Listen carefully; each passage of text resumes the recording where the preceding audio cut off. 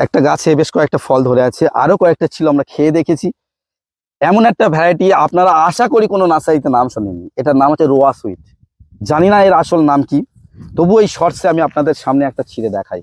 কত সুন্দর দেখাও, কত সুন্দর খোলা ছাড়িয়ে আছে এইভাবে দেখুন। একটু ছোট সাইজ হয় বন্ধুরা, আর এর জুস কিন্তু বন্ধুরা শুকায় না। দেখুন খুব সুন্দর, একদম জুসি একটা ভ্যারাইটি,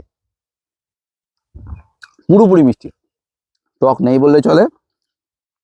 আর এর বীজও কিন্তু অনেক কম।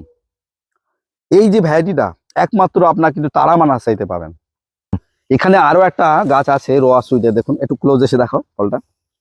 ফলের সাইজ কিন্তু গ্রামরঙ্গন কিছু কমলা তাদের থেকে, এই যে এখানে আছে সিলেট কমলা, দেখাও একটু, এর থেকে কিন্তু অনেক বড় দেখো। আর এর ফলন এর আগেও কিন্তু প্রচুরবার এই নার্সারিতে হয়েছে। আমি একটু ওর ভিতরটা কেটে দেখাই, মানে কালারটা আপনারা ভালো করে বোঝার জন্য কিন্তু ওটা দেখাচ্ছি। দেখুন ভিতরটা দেখুন, কি সুন্দর কালার। এক কথায় বলবো বন্ধুরা, এই ভ্যারাইটিটা আমার খুব পছন্দ হয়েছে। ছোট্ট সাইজ ফল হয়, পাতা দেখতে মনে হবে কিছুটা চায়না কমলা বা রামরঙ্গনের মতন। এটার নাম রোয়া সুইট। আমি এই পর্যন্ত কোনো নার্সারিতে দেখিনি এই ভ্যারাইটিটা, এখানেই প্রথম দেখেছি।